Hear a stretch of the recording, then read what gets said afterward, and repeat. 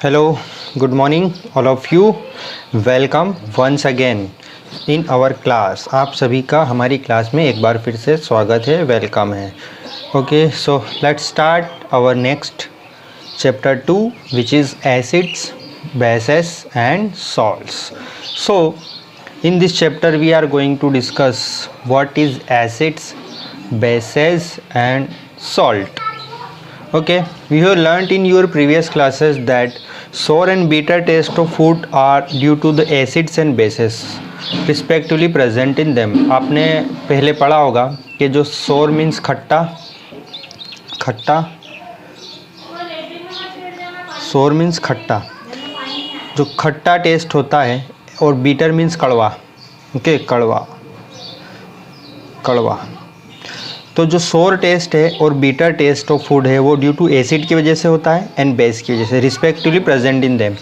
If someone in the family suffering from a problem of acidity after over eating, which of the following would you suggest as remedy. मतलब अगर family में कोई सफ़र कर ले problem of acidity से, किसी को एसिडिटी हो जाए, तो आप उनको क्या सजेस्ट करोगे. Following would you suggest as a remedy. Remedy मतलब उपचार. लेमन जूस दोगे, विनेगर दोगे या बेकिंग सोडा सॉल्यूशन दोगे. सो क्या दोगे आप अगर एसिडिटी किसी को हो जाए. तो अगर एसिडिटी है तो एसिड का अपोजिट देंगे हम. तो एसिड का अपोजिट हम देंगे बेस में. तो बेसिक कौन सा था. लेमन जूस तो एसिडिक है, विनेगर भी एसिडिक है. So we suggest baking soda solution as a remedy. So which property did you think of while choosing the remedy. कौन सी प्रॉपर्टी हम देखेंगे. Surely you must have reused your knowledge about the ability of acids. Surely we use our knowledge of acids and bases to nullify मतलब cancel कर देना. nullify each other's effect. Acid और base एक दूसरे के effect को cancel कर देते हैं. so we use our knowledge of acids and bases. so recall how we tested sour and bitter substance. सोचो, याद करो, आपने पुरानी क्लास में पढ़ा हो. Sour and bitter substance without testing them. बिना टेस्ट करे हम चीज़ों का कैसे पता लगा सकते हैं कि इट इज़ सोर और बीटर. मतलब उसको चखना नहीं है, बिना चखे आपको पता लगाना है कि द सब्सटेंस इज सोर और it is bitter. So you already know that acids are sour in test. हमको पहले से ही पता है acids are sour in taste and change the colour of blue litmus to red. देखो, acid sour होते हैं, खट्टे होते हैं टेस्ट में. Change the colour of blue litmus to red. Blue litmus का कलर जो है वो रेड में कन्वर्ट हो जाता है. मतलब आप एसिड लोगे और उसमें ब्लू लिटमस पेपर थोड़ा सा उस पर टच करोगे तो उसका ब्लू से उसका कलर रेड हो जाएगा. Whereas bases are bitter. Base कैसे होते हैं, कड़वे होते हैं. Bases are bitter and change the colour of the red litmus to the blue. और रेड लिटमस का कलर ब्लू में कन्वर्ट हो जाता है. अगर रेड लिटमस पेपर आपने लिया, उससे थोड़ा सा टच करा, so it is converted into red litmus to blue. What is litmus. Litmus is a natural indicator. ये जो बहुत इंपॉर्टेंट पॉइंट है यहाँ पर, litmus is a natural indicator. Indicator के बारे में क्वेश्चन एग्जाम में आते हैं, ये याद रखना. ये जो मैंने आपको ये हाईलाइट कर रखे हैं, ये सारे पॉइंट आप इनको याद रखें, इनको याद करना है आपको, ठीक है. ये और इसके नोट्स भी बनाने, जो मैंने हाईलाइट कर रखी चीज़ें इसमें. Okay, so litmus is a natural indicator. Indicator मतलब इंडिकेट करना कि whether a substance is acidic और basic. So litmus is a natural indicator. Natural मतलब जो नेचुरल तरीके से मिलता है. Just like turmeric is another such indicator. तो litmus you have to remember. Turmeric, हल्दी, you have to remember such as indicator. Have you noticed that stain of curry. करी के जो करी जो आती है, कड़ी जो खाने की आती है, stain of curry, करी on a white cloth become reddish brown when soap. मतलब अगर कड़ी आपके कपड़ों पे गिर जाए, सफ़ेद कपड़ों पे, तो जब आप उसको धोते हो तो इट बिकम्स रेडिश ब्राउन. उसका कलर लाल कलर का हो जाएगा. Which is basic in nature. जो कि बेसिक होता है. Soap which is basic in nature. जो साबुन होता है घर का, उसका नेचर बेसिक होता है. Is scrubbed on it turns yellow again. मतलब आपके कपड़ों के ऊपर अगर कड़ी गिर गई और आप उसको साबुन से धो रहे हो, तो जो उसका कलर है वो क्या हो जाएगा, रेड कलर का हो जाएगा. येलो से रेड कलर में कन्वर्ट. और if it turns yellow again when the cloth is washed.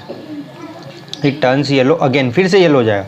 When the cloth is washed with plenty of water, अगर आप बहुत सारा पानी यूज़ करते हो, so it again turns yellow in colour with plenty of water. You can also use synthetic indicator, ये भी बहुत इंपॉर्टेंट पॉइंट है यहाँ, बहुत इंपॉर्टेंट। सिंथेटिक जिसको हमने बनाया है, man made indicator. First one is methyl orange and phenolphthalein to test for acids and bases, जो एसिड और बेस का पता लगाते हैं। सो ये जो मैंने हाईलाइट करा, इनके आपको नोट्स बनाने हैं, कॉपी में लिखना है इनको और इन्हीं को याद करना है, इन्हीं में से क्वेश्चन आएंगे एग्जाम्स में। Okay, so in this chapter we will study the reactions of acids and bases, how acids and bases cancel out each other's effect. In this chapter we will study the reactions of acid and bases, acid और base एक दूसरे की reaction कैसे होती है, acid और base एक दूसरे के इफेक्ट को कैसे कैंसिल करते हैं, and many more interesting things that we use and see in our day to day life. So first question, ये बहुत इंपॉर्टेंट एक पैराग्राफ लिखा हुआ है, इसको आप पढ़ लें, मैं एक बार बता देता हूँ। See this. What is litmus solution? Litmus solution is purple dye. Purple colour का एक कलर होता है लिटमस का solution, which is extracted from the lichen. Which is extracted from the lichen. Lichen क्या है? ए प्लांट। lichen एक तरह का प्लांट होता है। A belonging to the division Thallophyta, ये आपने पढ़ा होगा क्लास 9th में। And is commonly used as a indicator. इस litmus solution is commonly used as a indicator when the litmus solution is neither acidic nor basic. when litmus, जब litmus solution ना तो acidic होता है ना ही basic होता है, its color is purple, ये पर्पल कलर का होगा। मैं आपको दिखा दूंगा नेक्स्ट सेशन में, ये हमारी लैब में है। There are many other natural materials like red cabbage, ये याद रखना है नाम आपको नेचुरल इंडिकेटर के, पूछे जाते हैं एग्जाम में, मैं पहले ही बोल रहा हूँ। There are many other materials like red cabbage leaves, turmeric, coloured petal of some flower such as hydrangea, ये नाम याद रखने सारे, red cabbage, turmeric, coloured petal of some flower such as hydrangea, petunia, geranium, which indicate the presence of और acid और base in solution, जो कि आपको एसिड और बेस बताएंगे सॉल्यूशन में। These are called acid base indicator और sometimes simply indicator, इसको हम simply, these are called acid base indicator और समटाइम्स सिंपली इंडिकेटर भी हम इसको बोलेंगे। Okay, see this, I have highlighted this important point, मैंने इसको हाईलाइट कर दिया, आप इसको नोट्स में लिख लेना। Okay, so now this is another important activity, ये एक और इम्पोर्टेंट एक्टिविटी दे रखी है, which is it is in your book. Okay, see this, understanding the chemical property of acids and bases, most important activity. And 2.1, understanding the chemical property of acids and bases. So first activity यहाँ पर दे रखी 2.1.1, acids and bases in the laboratory. See this activity, what we have to do, इस activity में क्या करना है, ये कुछ नाम लिखे हैं यहाँ पर। Collect the following sample from the science laboratory, hydrochloric acid, sulphuric acid, nitric acid, acetic acid, sodium hydroxide, calcium hydroxide, potassium, है ना, इन सबको देखना है। नाउ ये जो टेबल है ये आपको फिल करनी है और इसको कॉपी में भी लिखना है। Okay, see this table 2.1, sample solution. First one हमने यहाँ पे लिया हाइड्रोक्लोरिक एसिड, फिर हम इसमें रेड लिटमस सॉल्यूशन का यूज़ करेंगे, मतलब हाइड्रोक्लोरिक एसिड लेंगे, उसमें रेड लिटमस सॉल्यूशन की 2-4 ड्रॉप्स डालेंगे, उसके बाद ब्लू लिटमस सॉल्यूशन लेंगे, ब्लू लिटमस की भी 2-4 ड्रॉप्स डालेंगे, फिर फिनोप्थेलिन सॉल्यूशन लेंगे, उसकी कुछ बूंदे उसमें डालेंगे, then methyl orange. Red litmus solution it is a indicator, blue litmus indicator, phenolphthalein indicator and methyl orange indicator, this all are indicator. So first see this hydrochloric acid, when we take hydrochloric acid and put a drop of red litmus solution, जब आप hydrochloric acid लोगे तो उसमें 2-3 बूंदे डालोगे तो there is no change, red litmus solution के colour में, जो इसका हाइड्रोक्लोरिक एसिड का जो कलर है इसके कलर में कोई भी चेंज नहीं आएगा, no change. But blue litmus solution क्या है, ये कैसा हो जाएगा, रेड कलर का हो जाएगा, blue litmus solution turns to red. Phenolphthalein, अगर आप फिनोप्थेलिन डालोगे तो कुछ भी नहीं होगा, वैसा वैसे रहेगा, कलरलेस रहेगा, जैसा कलर पहले था वैसा कलर बाद में भी रहेगा। बट मिथाइल ऑरेंज की जब आप 2-3 बूंदें डालोगे तो it is change into red colour. तो अगर एसिड होगा तो रेड लिटमस के साथ नो चेंज, ब्लू लिटमस के साथ ब्लू से रेड हो जाएगा, फिनोफ्थेलिन के साथ कलरलेस रहेगा और मिथाइल ऑरेंज के साथ में रेड कलर ये शो करेगा। ये बहुत इंपॉर्टेंट एक्टिविटी है, इससे रिलेटेड क्वेश्चन एग्जाम में आते हैं, मैं आपको पहले ही बता देता हूँ। Okay, see this base NaOH। NaOH is a base. So when we use red litmus solution, red litmus to blue, blue में चेंज हो जाएगा। Blue litmus solution no change, कोई चेंज नहीं होगा।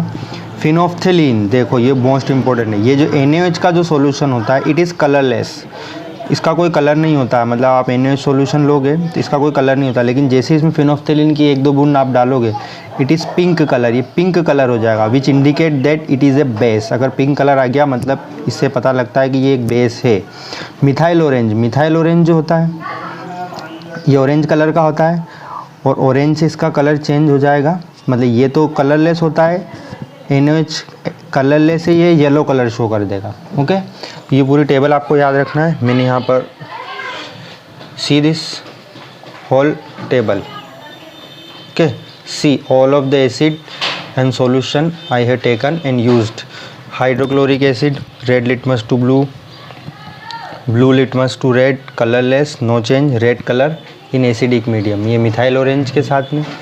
ठीक है, see this sulphuric acid, red litmus no change, blue litmus to red, phenolphthalein solution colourless no change, methyl orange red colour in acidic medium. अगर red colour देता है acidic medium में, अगर एसिड है तो रेड कलर शो करता है। Okay, HNO3, HNO3 को हम नाइट्रिक एसिड बोलते हैं। सल्फ्यूरिक एसिड का फार्मूला H2SO4 होता है, उसी तरीके से HNO3 का formula nitric acid. Red litmus solution no change, blue litmus solution blue to red, phenolphthalein colourless, कोई भी कलर नहीं देगा, फिनोफ्थेलिन के साथ में ना एसिड कोई भी कलर नहीं देता है, और एसिड मिथाइल ऑरेंज के साथ में रेड कलर शो करेगा। उसी तरीके से acetic acid CH3COOH, this is the formula of acetic acid, you have to remember this, CH3COOH acetic acid. Red litmus no change, blue to red, no change, red in colour. अब देखो ये sodium hydroxide, sodium hydroxide red litmus को blue में convert कर देगा। Sodium hydroxide red litmus to blue, blue के साथ में कोई भी कुछ नहीं होगा, नो चेंज। और फिनोफ्थेलिन पिंक कलर शो करता है, बेस के साथ में पिंक कलर, और मिथाइल ऑरेंज जो है येलो कलर शो करेगा। तो ये पूरी जो है टेबल है ये आपको याद रखना है, एक बार इस पर नज़र मार लीजिए। ये देखिए ये एक्टिविटी बहुत इंपॉर्टेंट है, इससे रिलेटेड क्वेश्चन आएंगे। ओके, सीरीज और कॉपी में भी लिख लेना इसको। ये देखो सी, यहाँ पर मैंने एक ही बेस लिया है, आप इस लिस्ट को 6, 7, 8, 9 जितने भी आपको बेस मिलते हैं यहाँ पर लिख लेना। मैंने 5 तक इसमें ऐड किया है, 5 के onwards you have to add with yourself. 6, 7, 8, 9, 10 और बेस लेना है, जैसे कि यहाँ पे दिए हुए हैं कौन कौन से base. See this some more bases, see NaOH sodium hydroxide, calcium hydroxide, CaOH2 potassium hydroxide, this is a base, magnesium hydroxide, ammonium hydroxide. ये लिस्ट अब आप खुद से आगे बनाना है, I will check. Okay, now next this is another important terms. So this all are indicator, this all are indicator, red litmus solution, blue litmus solution, phenolphthalein and then methyl orange. और ये this all are synthetic indicator. Synthetic indicator means man made indicator, और natural indicator I will tell, मैं आपको बताया मैंने पहले ही। So this indicator tell us whether a substance is acidic और basic. This indicator will tell you substance या acidic है और basic by change in colour. Colour में चेंज हो रहा है तो आपको आइडिया लगेगा कि वो एसिड है या बेस है। These are some substance whose odour change, ये बहुत इंपॉर्टेंट पॉइंट है यहाँ पर। There are some substance whose odour change in acidic और बेसिक मीडियम। अगर आपका मीडियम एसिडिक और बेसिक है तो उनका ऑर्डर चेंज होता है। ऑर्डर मीन्स खुशबू, ऑर्डर मीन्स खुशबू, सूंघ कर पता लगा सकते हैं हम कि वो एसिड है या बेस। ठीक है, सूंघ कर पता लगाएंगे तो उसको हम बोलते हैं ऑल्फैक्टरी इंडिकेटर। बहुत बहुत इंपॉर्टेंट पॉइंट है ये, इससे 1 नंबर का क्वेश्चन बहुत सी बार पूछा गया है। व्हाट इज़ ऑल्फैक्टरी इंडिकेटर, और ऑल्फैक्टरी इंडिकेटर के नाम पूछ लिए जाते हैं। So there are some substance whose odour change in the acidic और basic media. There are some substance जिनका ऑर्डर मतलब खुशबू, smell, change in the acidic और basic media, this are called olfactory indicator. ये एक्टिविटी दे रखी है, ठीक है। सो इस एक्टिविटी को अभी हम कर तो नहीं सकते, बस आपको इनका नाम याद रखें importantly. See this is another important point, the name of some olfactory indicator, which of this, vanilla is olfactory indicator, onion olfactory indicator. Olfactory मतलब हमारी नाक से जो संबंधित होता है उसको ऑल्फैक्टरी बोलते हैं। नाक ऑल्फैक्टरी मतलब related with our nose, okay, आपने शायद बायोलॉजी वाले चैप्टर में पढ़ा हो। Which of this, vanilla, this is olfactory indicator, onion, clove can be used as olfactory indicator on the basis of your observation। ये 3-4 नाम आप याद रखें। व्हाट इज olfactory indicator, कितने तरह के इंडिकेटर मैंने आपको बता दिए, सारे के सारे आपको याद रखना है। नेक्स्ट,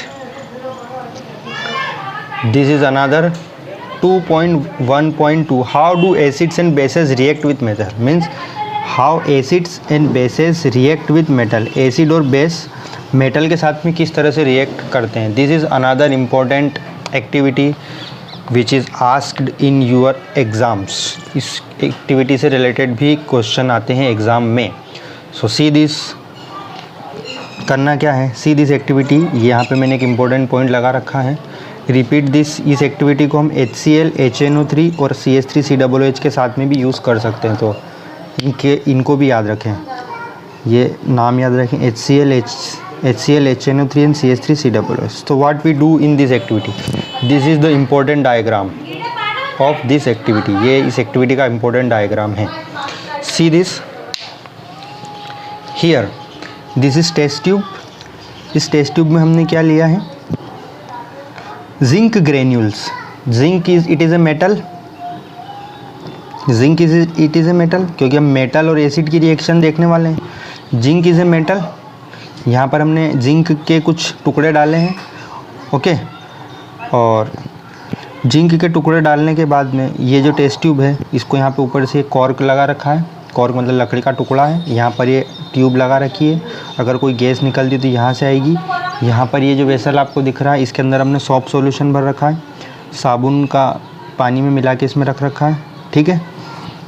अब देखो ये जो जिंक ग्रेन्यूल है, zinc it is a metal, यहाँ से हम थोड़ा सा इसमें क्या डालेंगे, एसिड डालेंगे। ऊपर से एसिड डाल देंगे, डाइल्यूट सल्फ्यूरिक एसिड। कौन सा एसिड डालने वाले हैं, डाइल्यूट सल्फ्यूरिक एसिड। और ये वाले एसिड भी यूज़ कर सकते हैं हम, या तो ये भी डाल सकते हैं, HNO3, HCl, HNO3 and CH3, ये भी हो सकते हैं। 4 एसिड यहाँ पर दे रखें, और कोई दूसरा एसिड भी हो सकता है, ठीक है। So zinc granule and dilute sulphuric acid, तो both are react with each other. Zinc granule और डाइल्यूट सल्फ्यूरिक एसिड इसके अंदर है, ये दोनों एक दूसरे से रिएक्शन करेंगे और यहाँ से हाइड्रोजन गैस के बबल बनेंगे। See this bubble, the bubble of the hydrogen gas. यहाँ से हाइड्रोजन गैस के बबल बनेंगे। हाइड्रोजन गैस निकलने के बाद इस डिलीवरी ट्यूब से होते हुए यहाँ आएगी, ये दिस इज़ डिलीवरी ट्यूब, होते हुए यहाँ आएगी इस सॉप सॉल्यूशन के अंदर, और ऐसे आपको ये बबल दिखाई देंगे हाइड्रोजन गैस के, है ना। ये हाइड्रोजन गैस बनेगी। अब ये हाइड्रोजन गैस है या नहीं, इसका पता कैसे लगाएंगे, तो देखो ये यहाँ पे एक हैंड दिख रहा है आपको, इसके हैंड में कैंडल है, तो ये जो गैस निकल रही है सॉप सॉल्यूशन में से, इसके पास में हम ये जलती हुई एक मोमबत्ती लेके आएंगे, कैंडल लेके आएंगे, ठीक है, कैंडल, है ना। So candle, when we use candle, so ये जो हाइड्रोजन गैस है, hydrogen gas, burning of hydrogen gas, hydrogen gas यहाँ से बर्न होने लगेगी। Burning of hydrogen gas with pop sound, this is important terms, pop sound, okay, pop sound. जब ये hydrogen gas जलेगी, जब ये कैंडल यहाँ लाएंगे और हाइड्रोजन गैस जलने लगेगी, तो एक पॉप साउंड सुनाई देगा, जैसे फुलझड़ी वगैरह जलती है ना, इस टाइप से आपको आवाज़ सुनाई देगी। तो उस आवाज़ को सुनकर हम ये पहचान कर लेंगे कि ये हाइड्रोजन गैस है, उस आवाज़ के साउंड से, okay. So this is the most important activity and the question will come, definitely come from this activity and this diagram you have to write down in your notebook. ये diagram आप notebook में भी बनाएं, okay. So when ये याद रखना। अब देखो, note that metal in the above reaction displace hydrogen atom from the acid. तो देखो मेटल जो है, metal in the above reaction displace hydrogen atom, metal जो है हाइड्रोजन एटम को डिस्प्लेस कर देगी from the acid as hydrogen gas and form a compound called as salt, और सॉल्ट भी बनाएगी। Thus the reaction of metal with an acid can be summarised as. तो acid और मेटल की reaction यहाँ पर ये दे रखा है। अगर कोई सा भी एसिड हम लेते हैं उसकी रिएक्शन हम मेटल से करवाते हैं तो वहाँ पर सॉल्ट बनता है और hydrogen gas will be formed. तो whenever acid react with metal the formation of salt plus hydrogen gas, and this is the reaction of that activity. ये जो एक्टिविटी हमने देखी थी उसकी रिएक्शन ये है। Zinc, it is a metal, this is sulphuric acid H2SO4, this is sulphuric acid, this is zinc. Zinc react with sulfuric acid and form ZnSO4. ZnSO4 it is a salt and this is hydrogen gas। तो जब भी metal और acid की reaction होती है तो salt बनता है एंड हाइड्रोजन गैस बनती है। तो यहाँ पर जिंक ली है तो इस तरह का सॉल्ट बना है, ये एसिड है।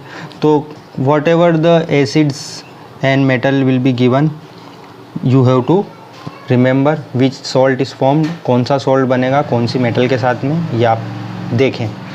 सो ओके, जब भी एसिड और मेटल की रिएक्शन होगी तो सॉल्ट बनेगा और हाइड्रोजन गैस बनने वाली है। तो ये एक रिएक्शन है, ऐसी और भी रिएक्शन हो सकती है, आप उसको आइडेंटिफाई करें and tell me. So okay, now we are going to end of the today's session. Okay, this is enough for today and whatever we learn please make notes. आप इनके notes बनाएं, जो भी मैंने highlight कर रखा है उनका, और जो एक्टिविटी मैंने बनाई है उसको और कंप्लीट करें। And read your NCERT books word to word, आप पूरी अपनी बुक को वर्ड टू वर्ड पढ़ें। ओके, दिस टाइम आपको बुक रीडिंग करनी होगी। अगर आप बुक रीडिंग नहीं कर सकते तो फिर आप अच्छे मार्क्स नहीं ला पाओगे। ओके, सो अब इसको एंड करते हैं हम। Okay, and if you have any problem please mention me or call me. Okay, bye bye, thank you, bye, take care.